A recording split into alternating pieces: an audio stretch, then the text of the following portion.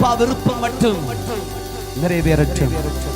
இன்றைக்கும் ஒரு சாலமோனுடைய தேவம் உனக்கு நான் என்ன கொடுக்க வேண்டும் அதை கேள் என்று சொல்வார் என்றால், இந்த காலை கர்த்தரை நம்பி வந்திருக்கிற கர்த்தருடைய பிள்ளையே, நிச்சயம் உன்னிடத்திலும் என் ஆண்டவராகிய தெய்வம் இந்த பிரார்த்தனை சமயம் முடிந்து போகும் முன்னே, என் செல்ல மகனே, என் செல்ல மகளே, உனக்கு நான் என்னடா செய்யணும் அப்படின்னு கேட்பா. உன் காதுகளில் அந்த சத்தம் விழவில்லையா? உன் காதுகளில் அந்த சத்தம் விழவில்லையா?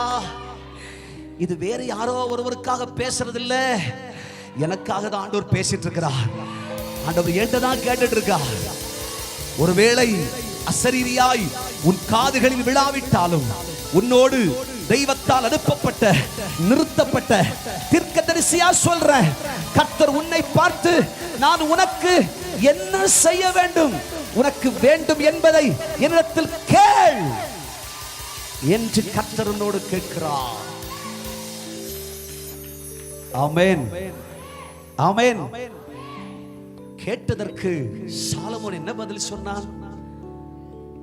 ஆண்டவரே, சின்ன பிள்ளை இல்ல, அவன் விளையாட்டுல என்ன சொல்லியிருக்கணும்? ஆண்டவரே, என் கூட விளையாடுறதுக்கு ஒரு 10 பிள்ளைகளை கொடுங்கப்பான்னு சொல்லியிருக்கலாம். கர்த்தருக்கு ஒரு கைத்தட்டு கொடுங்க, இல்லையா?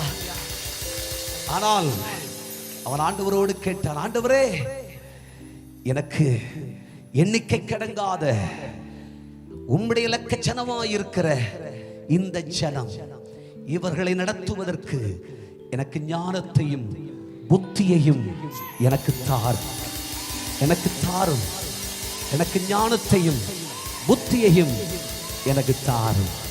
ஆமென்.